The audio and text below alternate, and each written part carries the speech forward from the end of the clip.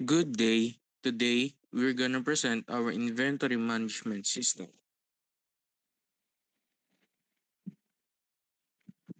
This system is a web application development delivers platform-independent software by bridging front-end interfaces with back-end servers and database through integrative programming. This connection is essential for maintaining data integrity and ensuring that all information flows accurately across the entire system.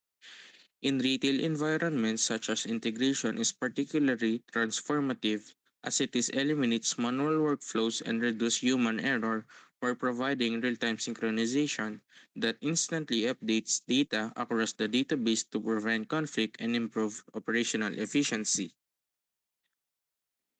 And the key functions and features of our system are create, read, update, and delete.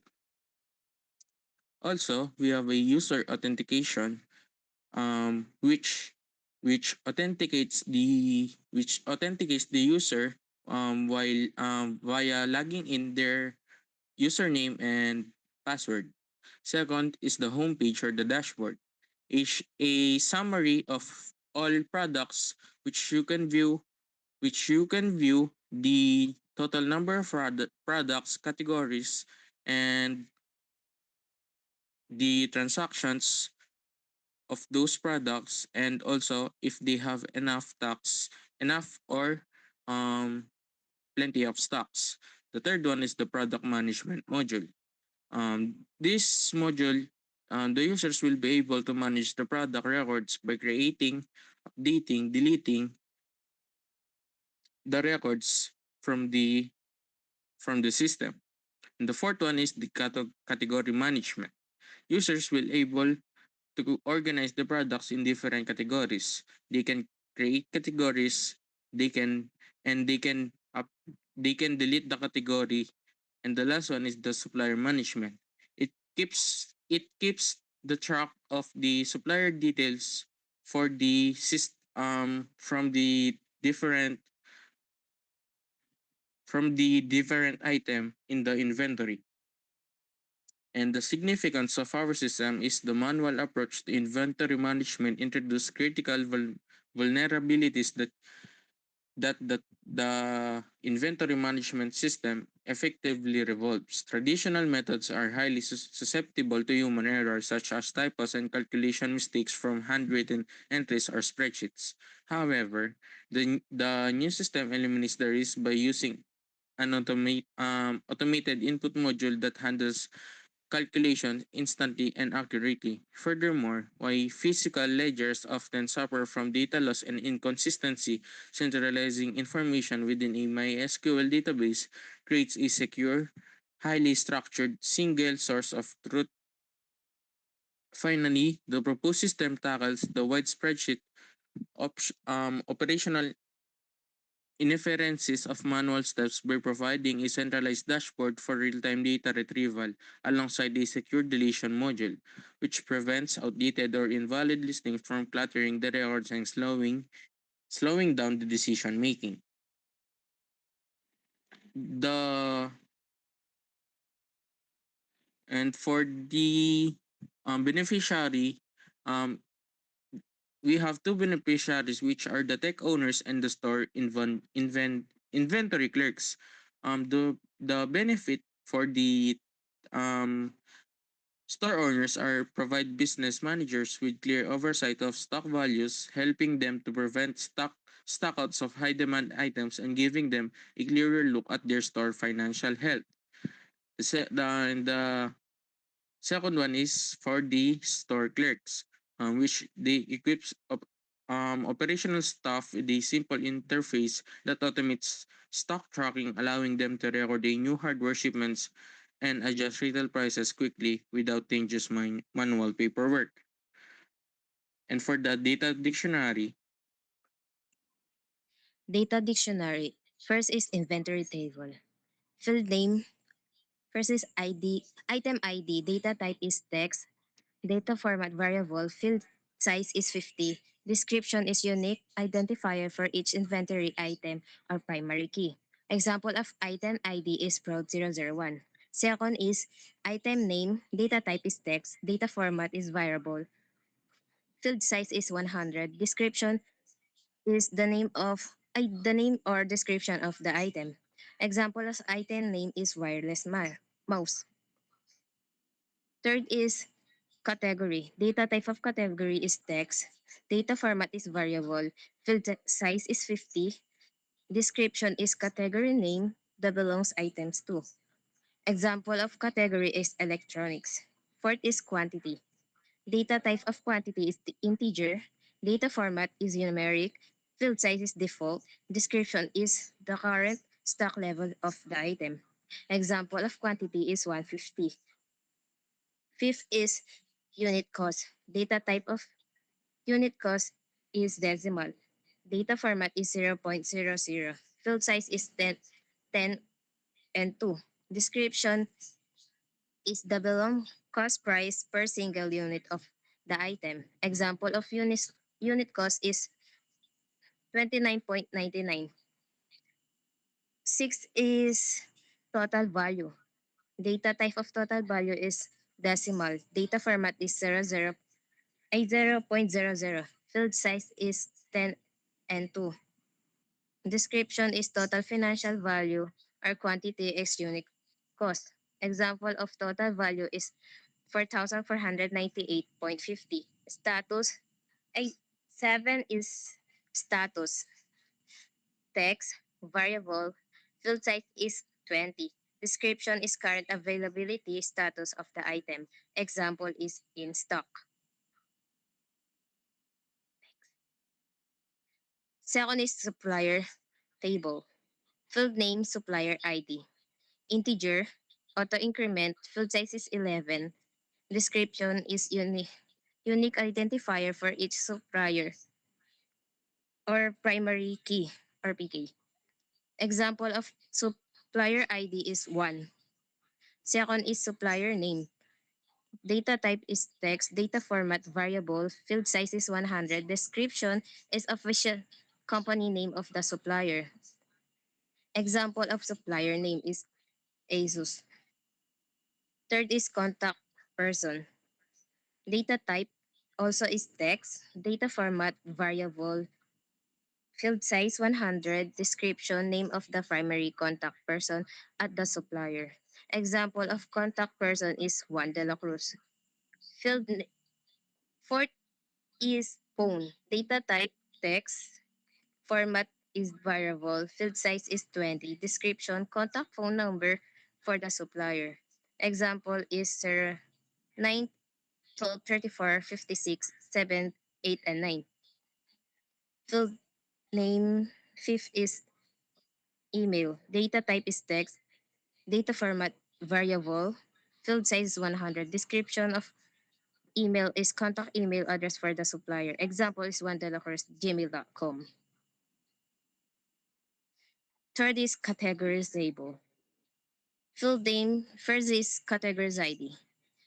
Data type integer, data format is auto increment, field size default, description is unique identifier for each item category or PK. Example of category ID is 7.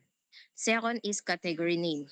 Data type is text, data format variable, field size is 255, description is the description name of the category. Example of category name is office supplier. Third is created. Data type is date at time. Data format is year, month, and day. Then hours, minute, and seconds. Field size default. Description is timestamp of when the category record was created. Example is 2026 06 and 27.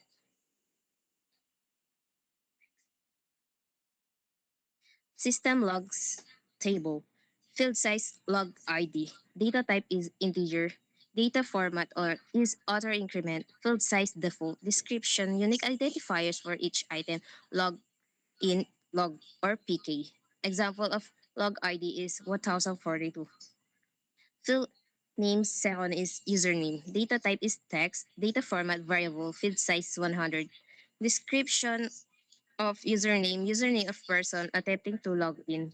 Example of username is admin user 1. Full name is login time. Data type is data time. Data format is year, month, and day also. Field size default. Description of log time. Timestamp of the user login attempt. Example of login time is 2026 and 37 also.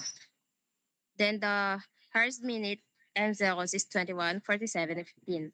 Fourth is IP address, text, variable. Field size is 45. Description, the network IP address is IPv4 or IPv6 of the user. Example is 192, 168, and 110.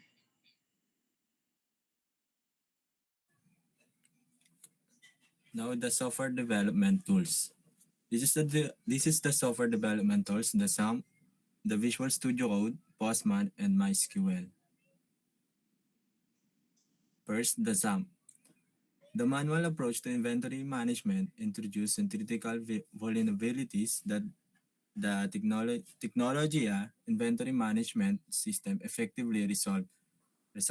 Traditional methods are highly susceptible to human error, such as typos and calculation mistakes from handwritten entries or spreadsheets.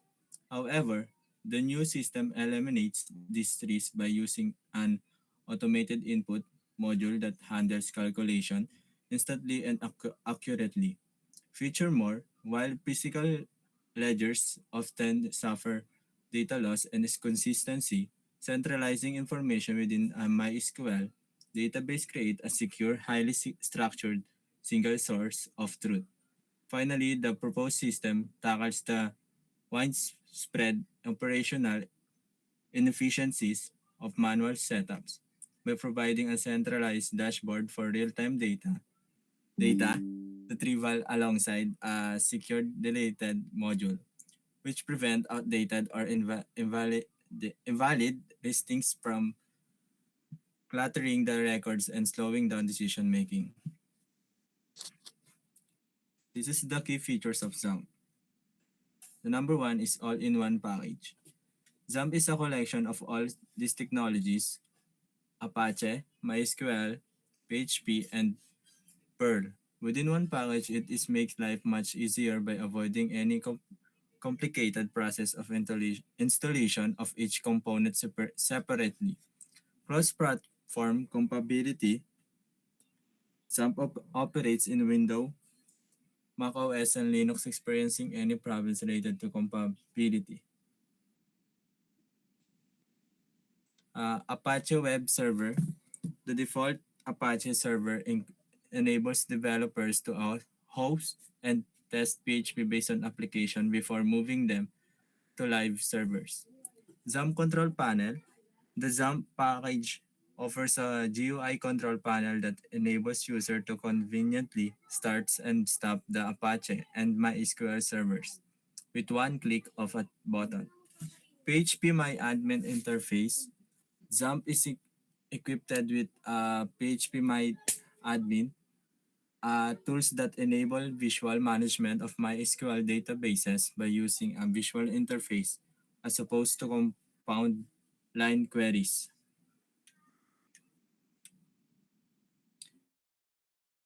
The advantage of XAMPP.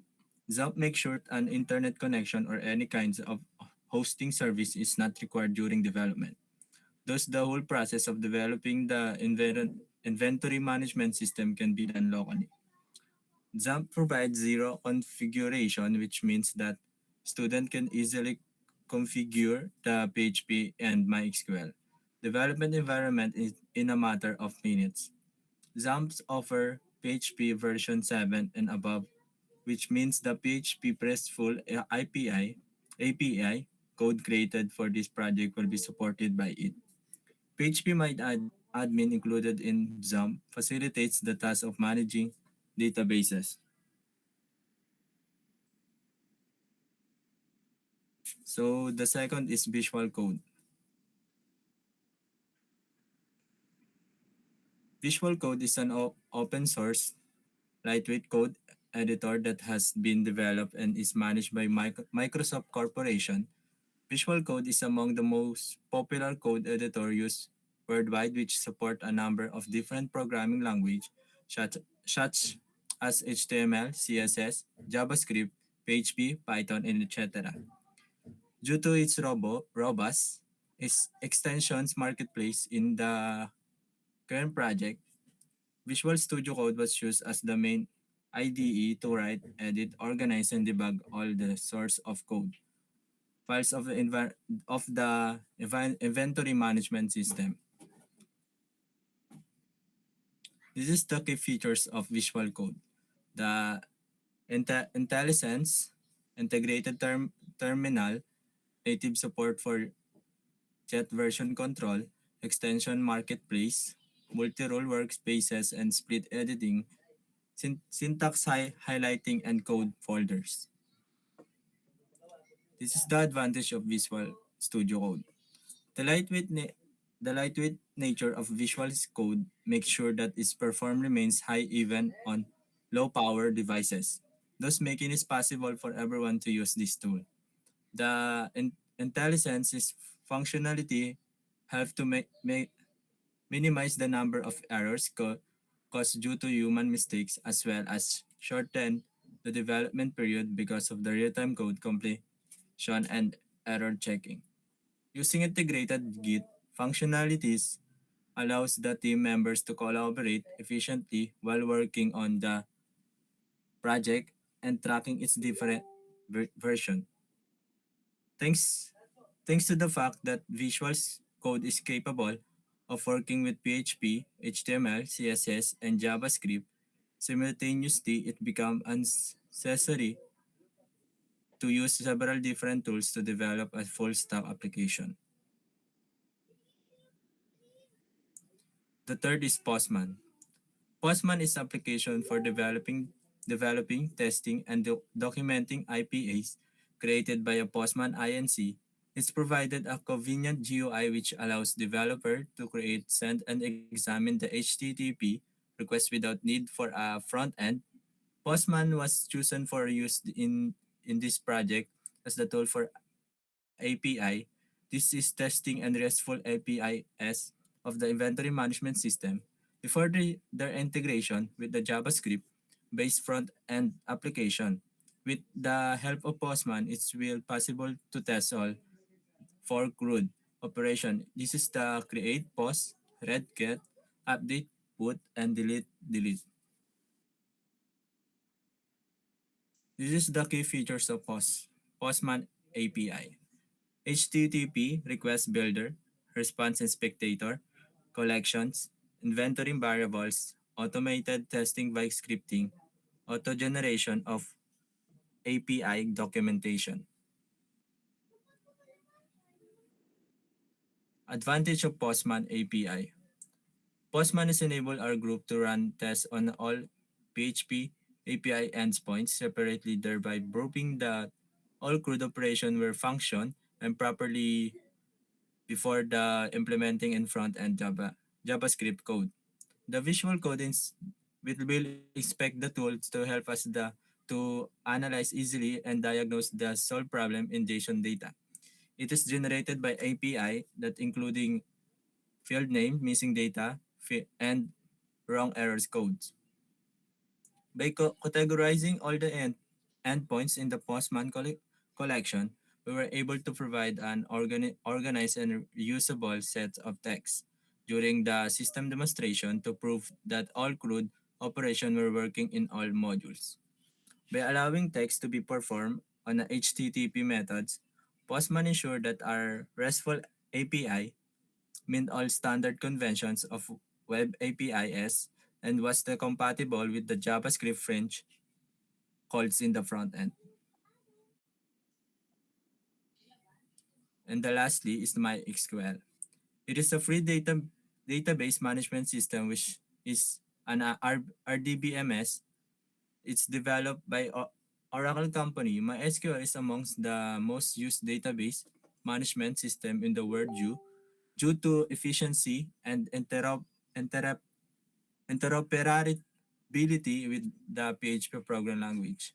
The SQL is the use by MySQL when structuring data into tables. In the current project, MySQL was used in underlying data system in inventory management system by utilizing five interrelated tables such as user, categories, projects, products, transactions, and suppliers. These are the key features of MySQL. Relational database model, SQL complies, a seed transaction, foreign key relationship, integration with PHP MyAdmin, scalable, and high performance. The advantage of MySQL is native compatibility between MySQL and PHP that enable fast and reliable database connect connect and execute of SQL command via PHP BDO, the PHP data objects. Extension in the API backend. The relational nature of MySQL facilitated designing the normalized database schema that avoid the redundancy and maintains consistency across all five tables in the inventory management system. The foreign key constraints applies to the product, categories, transactions, and users.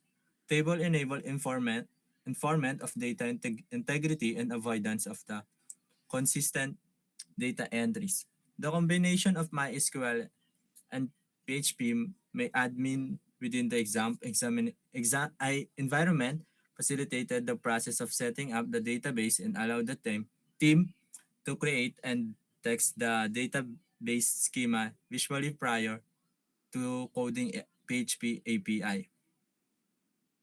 Enum and date time types in MySQL were especially helpful for transaction table, facilitating the precise and limited recording of transaction types, the stock in and stock out, and the time stop for all inventories transactions. And now, let us proceed to the system. As you can see here, we have our login page. Um, the user will enter the username and its password. And if the username and password are correct, it will direct to our dashboard. As you can see in our dashboard, you can see search item, the categories, and all of the data, like the item ID, item name, category, quantity, unit cost, total value, status, and the view, edit, and delete. And we also have the add product, manage categories, and the suppliers.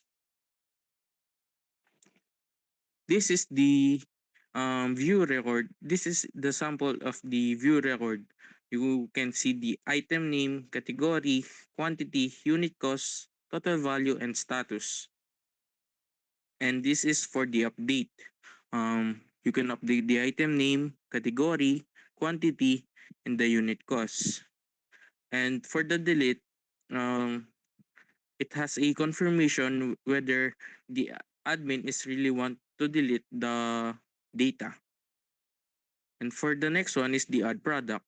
You can enter the item name, category, quantity, and its unit cost. For the next one is the search product.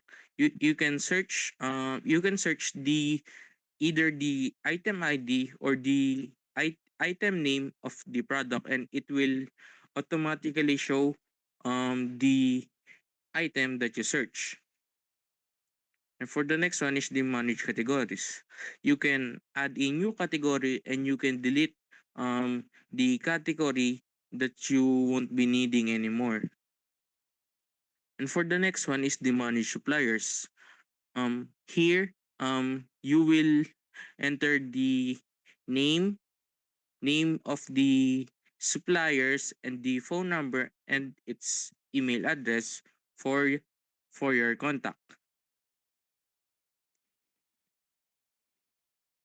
And for the summary, For the summary, um, this inventory management is Modernized the retail operation by replacing the manual record, keeping with the ensure automated and web-based platform.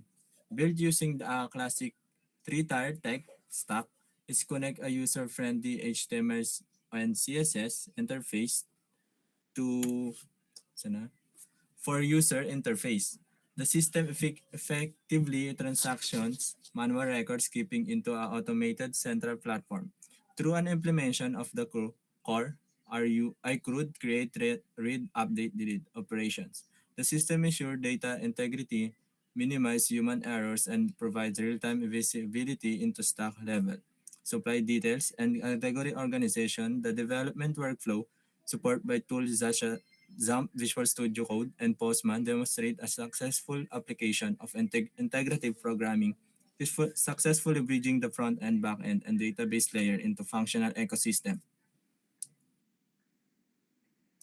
Conclusion: this is the project successfully meet our goals of automating inventory tracking and creating an easy-to-use system for administrators. By using a secure login page, and a clear dashboard. The system turns raw data into useful information that help business owners make better decisions. By replacing manual spreadsheets with structured database, the system creates a single reliable source of all information. This ensures that stock updates are accurate and appear across the entire system instantly. This research proves that a simple web-based tool is an effective and affordable way for small shops to fix common problems like lost data, calculation mistake, and slow manual processes.